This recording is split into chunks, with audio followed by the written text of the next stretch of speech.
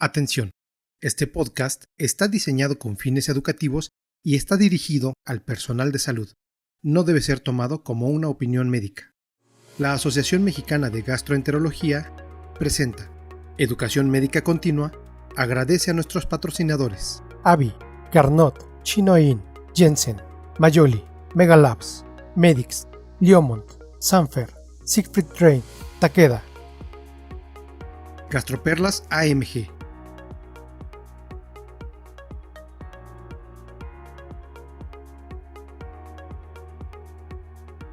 Muy buen día a todos, bienvenidos a su podcast Gastroperlas AMG. En esta ocasión ya vamos en el episodio número 88, en el cual hablaremos de síndrome de intestino irritable en paciente con enfermedad inflamatoria intestinal. Antes de comenzar, me gustaría agradecer a la industria y a los laboratorios que de manera voluntaria nos aportan para la educación médica continua. Para este nuevo podcast, que involucra una enfermedad autoinmune y una enfermedad funcional o de los trastornos del eje intestino-cerebro, tenemos a dos invitadas y expertas cada una en ella, en uno de sus rubros. La doctora Ilse Gutiérrez, que es egresada del Hospital Médica Sur, y ella tiene un posgrado en enfermedad inflamatoria intestinal y en endoscopía. Ella es especialista sobre todo en esta enfermedad, que es la enfermedad inflamatoria intestinal. Y la doctora Sofía Villar, que es egresada del Hospital Español de México y tiene un posgrado en neurogastroenterología y motilidad. Muchas gracias a las dos por aceptar esta invitación. Muchas gracias, Luis, por la invitación. Muchas gracias, Luis. Muy contenta por estar aquí contigo y con Ilse, que es una gran amiga y una gran experta. Bueno, pues para comenzar, comenzaremos con las preguntas un poco complejas y a veces incómodas. Yo sé que, Ilse, que esto va a ser difícil para ti, pero en resumidas cuentas, ¿nos puedes decir qué es la enfermedad inflamatoria intestinal y su principal fisiopatología? Claro, espero poder contextualizar todo en una sola frase. La enfermedad inflamatoria intestinal es una enfermedad crónica de origen inmunológico que causa una inflamación crónica que puede causar destrucción en el intestino. Entonces va a caracterizar por manifestaciones como diarrea con sangre, por ejemplo. Y el principal mecanismo fisiopatológico es esta autoinflamación. Como decías, es una enfermedad autoinmune, ¿no? Entonces, nuestro propio cuerpo nos causa inflamación y destruye las paredes del intestino. A grandes rasgos, esto es la enfermedad inflamatoria intestinal. Y bueno, hay dos tipos, que es la colitis ulcerosa y la enfermedad de Crohn. Muchas gracias, Ilse. Creo que bastante concreta y resumida tu respuesta. Y ahora para Sofía, que es experta en neurogastroenterología, también será difícil resumir qué es el síndrome de intestino irritable y sobre todo tal vez su principal fisiopatología, que probablemente es lo que le cuesta un poco más de trabajo a Sofía. Claro. Gracias, Luis, por la pregunta. Bueno, recordar que el síndrome de intestino irritable, como tú ya mencionaste, es un trastorno funcional crónico o trastorno de la interacción eje cerebro-intestino y es una enfermedad recurrente que se caracteriza por dolor abdominal asociado a cambios en la frecuencia o en la forma de las evacuaciones. Recordar que es una condición clínica cuyos síntomas no pueden ser explicados por una causa orgánica, metabólica ni infecciones subyacentes y debemos de descartar datos de alarma. Se considera uno de los trastornos funcionales más comunes y puede afectar significativamente la calidad de vida de los enfermos. Y sabemos que se puede dividir de acuerdo al tipo de alteración del hábito defecatorio predominante en SI con estreñimiento, diarrea. Si se combinan ambos trastornos entre estreñimiento y diarrea, se catalogará como mixto y el tipo indeterminado cuando el patrón de evacuación es intermedio, que no puede clasificarse como diarrea ni estreñimiento.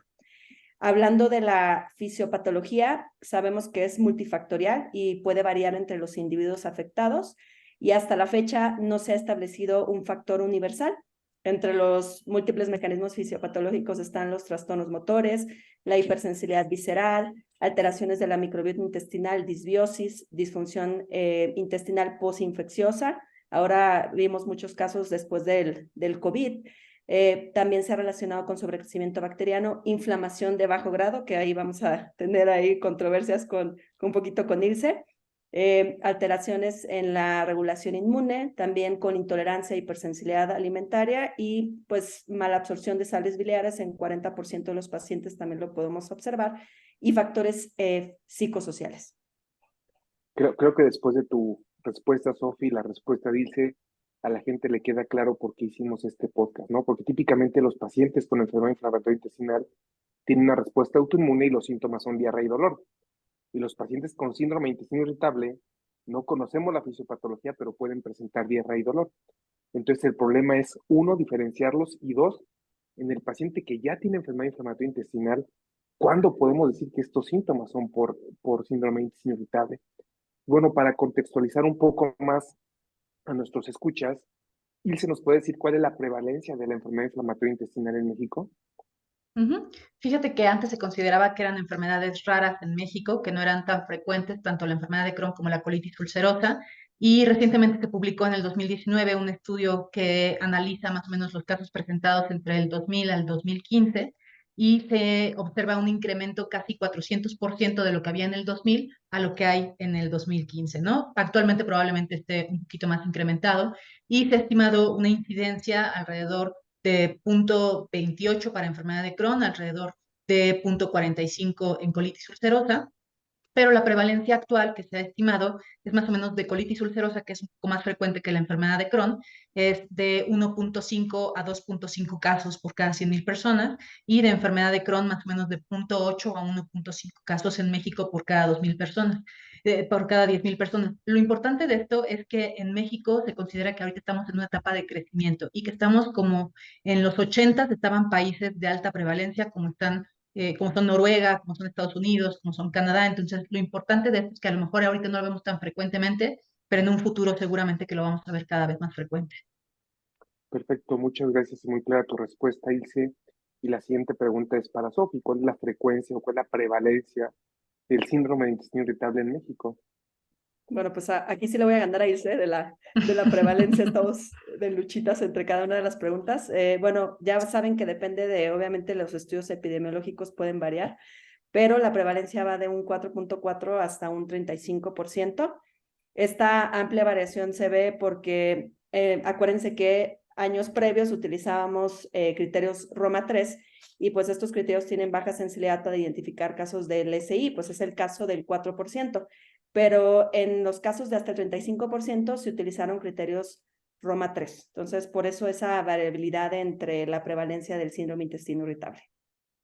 Perfecto, muy clara la respuesta. Y bueno, tal vez cuando hablaste un poco de la fisiopatología, Sofi, nos hablaste de esta parte donde es muy bien conocido que los pacientes que tienen síndrome de intestino irritable tienen comorbilidades psiquiátricas y esto lo tenemos muy claro, todos.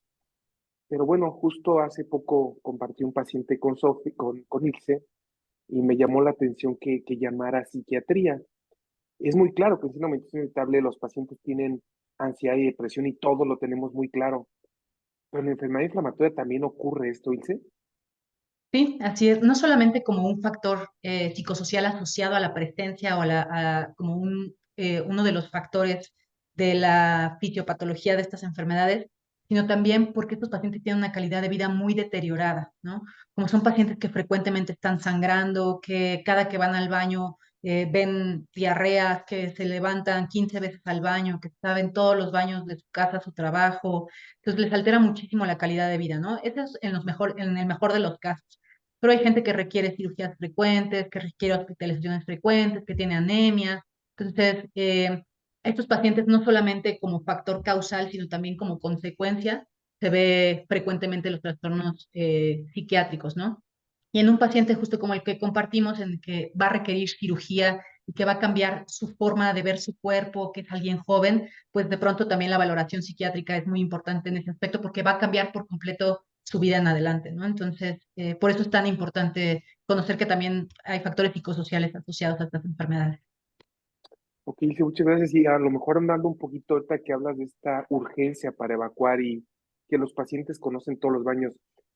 He visto en las reuniones de otros países que hay como un tipo de tarjeta especial para los pacientes con enfermedad inflamatoria, que esto les da acceso en los baños, en todos, inclusive todos los restaurantes, ¿no?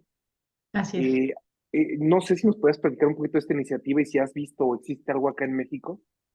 Pues sobre todo existe en Europa, fíjate, en la Organización Inglesa de Colitis y Crohn de pacientes, ellos junto con la Asociación de Gastroenterología y de Crohn y Colitis de Inglaterra, se asociaron un poco como para facilitar la vida de estos pacientes, ¿no? Como que hay un poco más de conciencia de que existen estas enfermedades y que los pacientes necesitan entrar a los baños de forma urgente. Entonces se crearon estas tarjetas y además los anuncios, negocios tienen así como un anuncio de aquí puedes pasar al baño, ¿no? Entonces, en México desafortunadamente no existe todavía eso, todavía hay un poco conocimiento de estas enfermedades, poca concientización acerca de estas enfermedades. Entonces es complicado todavía que los pacientes puedan acceder a algún baño público, a algún baño de un negocio. En general la gente no quiere dejar pasar a los negocios al baño a los pacientes, ¿no? Entonces, pues sería muy bueno pues hacer conciencia para que se puedan hacer programas de este tipo en México. Bueno, ya que estamos hablando de síntomas, Sofi, ¿qué síntomas comparten los pacientes con síndrome de intestino irritable y enfermedad inflamatoria intestinal? Y si existe en la clínica forma de diferenciarlos. Bueno, efectivamente sí comparten síntomas en ambas entidades, principalmente, bueno, ya saben que llegan con dolor abdominal, cambio en los hábitos defecatorios, de hecho es difícil cuando tenemos un paciente con diarrea, y también acuérdense que hay sobreposiciones, estos pacientes también tienen distensión abdominal, entonces, de hecho esto retrasa el diagnóstico en pacientes con enfermedad inflamatoria, que los catalogamos en un inicio como un síndrome intestino irritable o trastorno funcional. Obviamente es más sencillo sospechar en un paciente enfermedad inflamatoria que tiene rectorragia, diarrea con sangre, pujo, pero bueno, acuérdense que también si realmente no hay afección de la mucosa en ese momento, pues no van a estar presentes esos datos, o sea, entonces no vamos a sospechar en esa entidad, pero bueno, es lo que más nos hace sospechar el diagnóstico diferencial. Y bueno, por eso es importante, acuérdense que en síndrome intestino irritable hay que solicitar estudios mínimos, ¿no? O sea, por ejemplo, en pacientes con SI, con estreñimiento, hay que pedir mínimo una biometría hemática, y en síndrome intestino irritable con diarrea, como diagnóstico diferencial de enfermedad inflamatoria, una PCR y calprotectina fecal. De hecho, ahora está muy accesible la calprotectina fecal, ¿no? Porque como ustedes saben, antes era muy cara y ahora pues ya es mucho más barata, ¿no? Creo que bajó 5 veces menos, ¿no? Del precio que teníamos. Muchas gracias, Sofi. Pues bueno, creo que nos hablaste mucho, nos dijiste los síntomas. Digo, un paciente que llega con diarrea con sangre y sarropenia probablemente no sea difícil, ¿no? Pero en todo el espectro de la enfermedad, algunos pacientes son complejos. Y tú hablaste de algunos biomarcadores, Sofi.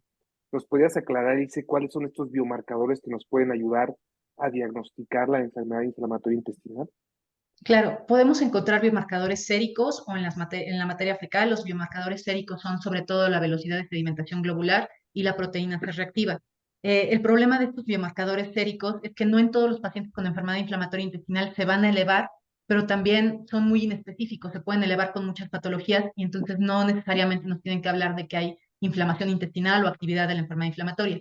La calprotectina, a diferencia de estos marcadores séricos, es un marcador en materia fecal que nos habla justo de inflamación intestinal dirigida. Entonces es un marcador completamente dirigido de inflamación intestinal que nos puede ayudar con una certeza bastante alta, más o menos con un más de 90% correlaciona con los hallazgos de una colonoscopía, entonces nos puede hablar de qué encontraríamos en nuestra colonoscopía, ¿no? Probablemente úlceras, probablemente divertículos, probablemente, ¿no? Entonces nos habla muy dirigidamente de inflamación intestinal.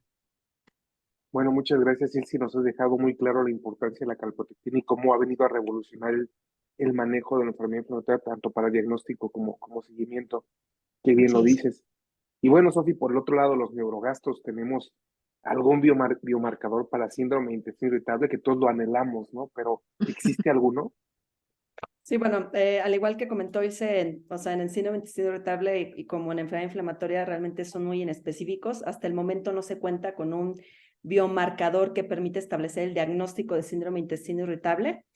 Acuérdense que un biomarcador es aquel indicador biológico objetivo de función normal, de procesos patogénicos o respuestas farmacológicas ante una intervención terapéutica. Y bueno, sí se han propuesto diferentes biomarcadores en el SI. Estos pueden ser fecales, sanguíneos, mucosos, microbianos, radiológicos y genéticos, pero pues realmente son muy específicos, ¿no? O sea, utilizamos, por ejemplo, la calprotectina, así como comentó Ilse, como un diagnóstico diferencial, pero sabemos que la calprotectina puede estar aumentada en otras enfermedades. Entonces, para hacer un diagnóstico certero de síndrome de intestino irritable por biomarcadores, no tenemos. Y bueno, recientemente pues salieron, como ustedes saben, detecciones séricas de anticuerpos circulantes de toxina distensora citoletal y antivinculina, para diferenciar a los pacientes con SI con diarrea, pero desafortunadamente estos anticuerpos no son detectables en todos los enfermos con SI con diarrea. Entonces, concluyo que actualmente no tenemos un biomarcador específico para SI. Pareciera, Sofi, que esos biomarcadores, por ejemplo, los antivinculina y CDTB, son útiles para el síndrome de intestino irritable postinfeccioso, ¿verdad? Pero Así a es. final de cuentas nos quedamos sin nada. Y bueno, Ilse nos ha hablado bastante bien de la calprotectina fecal. A mí la duda que me queda es, si tenemos un paciente con síndrome, con enfermedad inflamatoria intestinal y tiene síntomas de dolor abdominal y diarrea, con una calprotectina elevada, podemos decir que este paciente, sus síntomas son por enfermedad inflamatoria y descartar una sobreposición con síndrome de intestino irritable. Y además de esto, ¿en qué otras patologías, como nos nombró Sofía, podemos encontrar la calprotectina elevada? Justo como lo dijiste, fue perfecto. O sea, puede haber sobreposición de síndrome de intestino irritable y síntomas de enfermedad inflamatoria intestinal.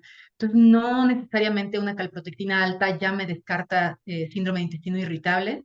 Sin embargo, sí me hace que yo modifique el tratamiento de enfermedad inflamatoria intestinal de tal forma que idealmente podamos quitar esos síntomas y entonces ya nada más quede para diferenciar el intestino irritable, ¿no?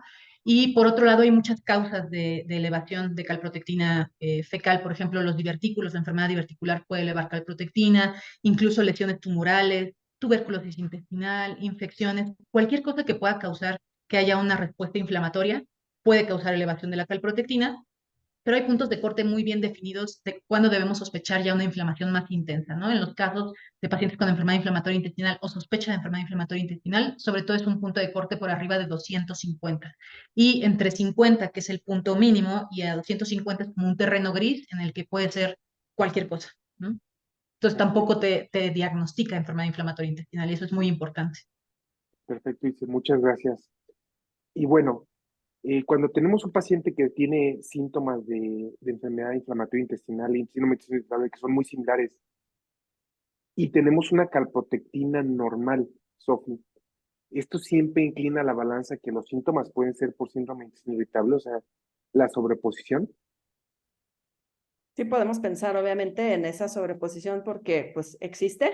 Entonces, o sea, sí, de hecho, pues normalmente yo utilizo un corte, ya ven que dicen que de 50 a 100, entonces yo puedo utilizar el 100 o el 50, ¿no? Que es válido.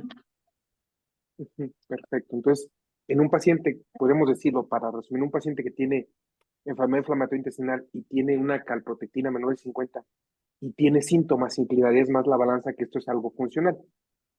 Sí, exacto, una sobreposición, así es. Correcto. Muchas gracias, Sofía. Y bueno, en los pacientes que tienen enfermedad inflamatoria intestinal, Ilse, que están en remisión bioquímica e histológica, sé que es una pregunta muy compleja, pero ¿existen datos de cuál es la prevalencia de síndrome de intestino irritable?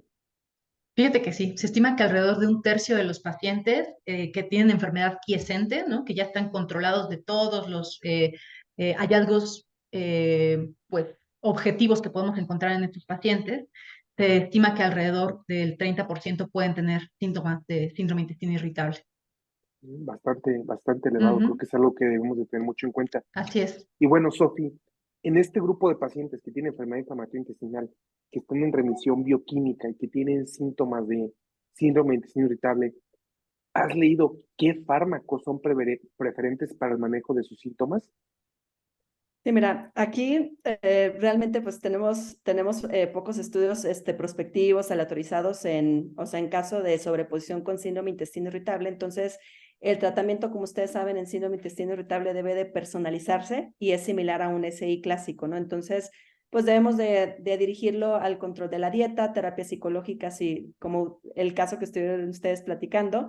Y bueno, la farmacología va a ser según el predominio de los síntomas, el subtipo del síndrome de intestino irritable y el mecanismo fisiopatológico. O sea, podemos utilizar antiespasmódicos, neuromoduladores. Es muy común también utilizar antagonistas de 5-HT3 como el ondansetron, porque aquí no tenemos en México el alocetrón en pacientes con diarrea. Probióticos, antibióticos como rifaximina, antidiarreicos y laxantes, ¿no? En el caso de un SI con estreñimiento. Actualmente se encuentra en curso un estudio que se llama Modulate, que es un estudio prospectivo de seguimiento a largo plazo que tiene la finalidad de evaluar la efectividad de amitriptilina, ondansetron, loperamida y una dieta baja en FODMAPs en pacientes con CUSI en remisión con síntomas típicos de síndrome de intestino irritable. Entonces, se supone que se iba a publicar este año, iba a terminar en abril de este año. Yo creo que este año vamos a tener esa publicación, ¿no? Porque pues realmente concluyo que no hay estudios, ¿no? Muy específicos, ¿no? Son muy aislados. Bueno, perfecto. Creo que nos han dejado claro estas dos y solamente para ahondar un poquito más en esto, porque muchas veces lo he visto que los residentes llegan los pacientes con CUSI a urgencias y luego te hablan y dicen, no, es que lo que pasa es que no trae CUSI, trae un TPD. ¿Nos podrías decir bien, Ilse, qué paciente con CUSI tú catalogarías como TPD? Claro, pues sería justo este paciente probablemente que ya Sofi comentó que el punto de corte de calprotectina sería menos de 100, ¿no? Ahora, ahí hay una excepción que yo creo que les diría que si su paciente con colitis ulcerosa salió en las calprotectinas previas menos de 50 y se estaba comportando bien con enfermedad quiescente, pero de pronto en la de seguimiento se vuelve a elevar a 100, yo les diría considerar que a lo mejor se está inflamando ese paciente, ¿no? Tendría que tener como mucha acuciosidad para ver que eso no esté pasando. Y si me queda la duda, una colonoscopia sin dudarlo. Perfecto, o sea, voltear a ver la curva de calprotectina, es lo que nos Así dices, es muy cómo ha importante. estado la... Perfecto. Del que ya está diagnosticado, sí. Muchas gracias, Ilse. Y bueno, Sofi, la dieta baja en FODMAPs está de moda. ¿Qué nos puedes decir de esta dieta en pacientes con enfermedad inflamatoria intestinal y sobreposición con síndrome de intestino irritable?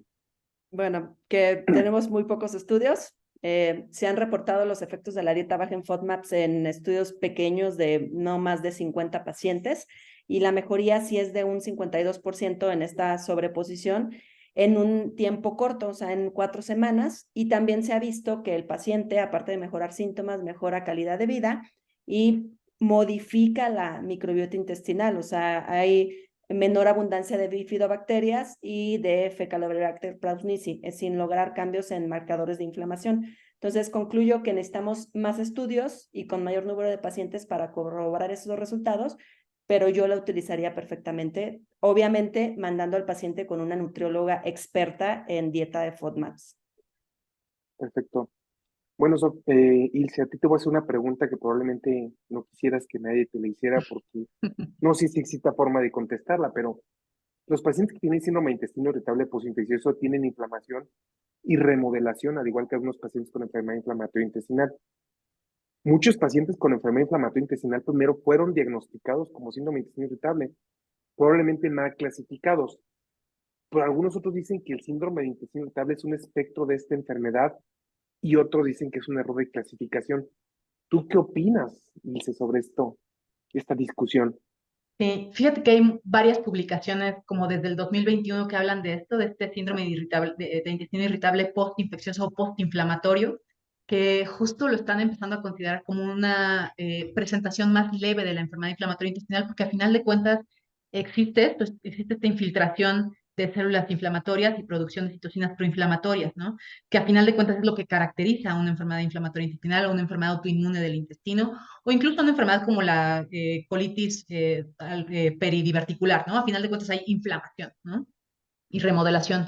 Incluso hay algunos pacientes con colitis peridiverticular que posteriormente también se pueden transformar en colitis ulcerosa. Entonces, no me parecería descabellado pensar que en algunos pacientes con trastorno postinfeccioso o postinflamatorio, pues de pronto hacerles un seguimiento con calprotectinas o hacerles una colonoscopia y descartar verdaderamente que no haya una inflamación intestinal más intensa. No me parece descabellado, creo que si está surgiendo cada vez más literatura al respecto, vale la pena ponerle atención en este quizá espectro más leve de la enfermedad inflamatoria intestinal. Yo Muchas gracias, también, Ilse. yo también estoy de Adelante, acuerdo Sofía. con Ilse. O Ujú. sea, este estado de activación inmune de bajo grado, ¿no? Que conocemos tanto en síndrome de intestino irritable como en enfermedad inflamatoria y muy interesante porque así como dice Ilse, yo también me puse a leer del tema un poquito y sí le dicen este síndrome de intestino irritable, ¿no? O sea, que inicia, ¿no? En Postinflamatorio, sí, sí, sí, sí. posinflamatorio y sobre todo en lo posinfeccioso. Entonces, pues sí, Ujú. pudiera ser un espectro, ¿no? De la enfermedad. Sí, digo, conforme pasa el tiempo, a mí me parece, como alguna vez escuché una conferencia, que que Roma se cae a pedacitos, poco a poquito, ¿no? De repente sacamos pacientes de que primero los sabíamos clasificar con intestino irritable, pero de repente nos dimos cuenta que tiene mala absorción de sales biliares, o que de repente nos dimos cuenta que tenían una diuresia, como que vamos sacando pacientes de la etiqueta de síndrome de intestino irritable y los vamos metiendo en otra categoría, por ejemplo, los pacientes con sobrepoblación bacteriana intestinal y, bueno, un sinfín de fisiopatologías que hemos estado viendo, ¿no? Y bueno, se ha hablado mucho de la microbiota y síndrome de intestino irritable, pero bueno, es como la pregunta del huevo y la gallina, ¿no? ¿Qué fue primero? Si el síndrome de intestino irritable, perdón, si el cambio en la microbiota llevó a la enfermedad inflamatoria intestinal o la enfermedad inflamatoria intestinal hizo el cambio en la microbiota. Pero ¿tiene algún rol realmente la microbiota o existe algún probiótico, Sofi, que se haya valorado que lleve a los pacientes a remisión como se utiliza con los fármacos, a remisión bioquímica o histológica? Bueno, o sea, sí hay algunos estudios que correlacionan esta disbiosis intestinal con la sobreposición de los síntomas del síndrome intestino irritable en la enfermedad inflamatoria en remisión, pero realmente no hay un perfil distintivo específico de estas bacterias, ¿no? No está claro aún.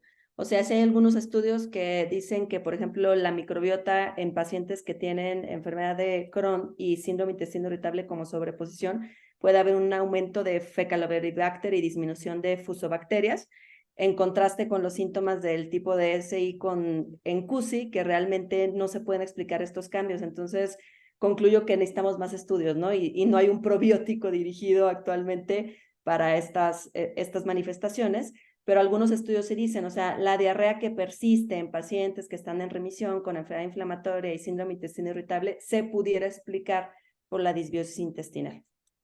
Justo hablaba, de esto es lo que a mí me llama la atención, ¿no? Cuando nos hablan de probióticos y enfermedad inflamatoria intestinal, se van mucho a síntomas y no son tan estrictos como con los fármacos, ¿no? Que nos piden una remisión en biomarcadores y a los probióticos simplemente les pedimos síntomas y creo que somos muy laxos cuando evaluamos probióticos para la mayoría de las enfermedades. Y bueno, finalmente, Ilse, a lo mejor suena un poco redundante, pero bueno, tenemos un paciente con enfermedad inflamatoria intestinal, calprotectina baja y síntomas. ¿Debería de cumplir algún otro criterio, como por ejemplo remisión histológica, para poder decir que este paciente tiene una sobreposición de síndrome de intestino irritable y enfermedad inflamatoria intestinal? Sí, yo no consideraría la remisión histológica todavía como un criterio para remisión de colitis ulcerosa. Todavía no se considera porque no hay suficiente evidencia para sugerir que esto es lo más importante que tenemos que lograr. Y en un país como el nuestro es complicado todavía llegar a esas metas, ¿no? Sin embargo, con una colonoscopia, con una remisión endoscópica, una calprotectina baja, yo diría que si cumple los criterios de síndrome de intestino irritable, consideremos que este paciente, porque es altamente probable que tenga síndrome de intestino irritable, ¿no? Y que Bueno, además, justo lo que decía Sofi, si lo tratamos, va a mejorar su calidad de vida en un porcentaje bastante significativo. bueno, y nada más aquí andando un poquito, hablaron de un estudio que usa loperamida y en pacientes en remisión con enfermedad inflamatoria y síndrome de intestino irritable. Típicamente le teníamos mucho miedo, bueno, le tengo mucho miedo yo a la loperamida en pacientes con enfermedad inflamatoria intestinal. ¿Existe alguna justificación, Ilse, para tenerle tanto miedo a la loperamida? ¿Podríamos utilizarla con confianza? Digo, en un paciente en remisión. Ah, pues sí, exacto, justo, Ajá, sí. Porque te iba a decir, yo también le tengo miedo cuando están activos, ¿no? Porque puede haber más exactamente. inflamación, se pueden perforar, pero yo creo que cuando están con enfermedad quiescente y ya vimos que todos los datos de enfermedad inflamatoria intestinal están negativos y están sin inflamación, creo que sin miedo podríamos utilizar todas las herramientas que tenemos para intestino irritable, sin duda. Muchas gracias a ambas, creo que han sido muy claras. Para finalizar, me gustaría que cada una de ustedes, ahondando un poco más en su área de expertise, nos dieran dos perlas finales para nuestro auditorio. Bueno, o sea, recordar que los síntomas en síndrome de intestino irritable y en enfermedad inflamatoria en remisión es un desafío clínico debido a las similitudes. Es muy importante la confirmación de la remisión de la enfermedad inflamatoria, por eso le vamos a hablar a Ilse para que nos ayude. Y el tratamiento en esta sobreposición, acuérdense que hay que dirigirla al subtipo y al mecanismo fisiopatológico, ¿no? Y englobar este mecanismo biopsicosocial del síndrome de intestino irritable. Ujú. Y yo les diría que no se olviden que puede existir sobreposición de las dos enfermedades, ¿no? Un paciente con enfermedad inflamatoria intestinal puede tener intestino irritable, hay que descartar que no tenga inflamación activa, Y para esto creo que debemos ser muy exigentes en nuestras metas, no solamente que al paciente se le quite la diarrea y el sangrado, porque a lo mejor ni se le quita la diarrea y es síndrome de intestino irritable. Entonces, ser muy considerados en las metas endoscópicas, en las metas bioquímicas. Ese sería mi primer consejo para los gastroenterólogos, llevar un seguimiento muy adecuado con calprotectina fecal. Está muy disponible, cada vez es más económico. Entonces, no tengan miedo de pedirles calprotectina a sus pacientes y de hacerles un seguimiento estricto porque eso nos va a diferenciar perfectamente entre trastornos y actividad, ¿no? Pues no me queda nada más que agradecerle a Ilse y a Sofía por haber aceptado participar en este podcast tan controversial que se me ocurrió. Agradezco mucho por su participación y muchas gracias a todos por escuchar nuestro podcast. Nos vemos en la próxima. Gracias, buenas noches. Muchas gracias, Luis. Muchas gracias, Ilse. Gracias.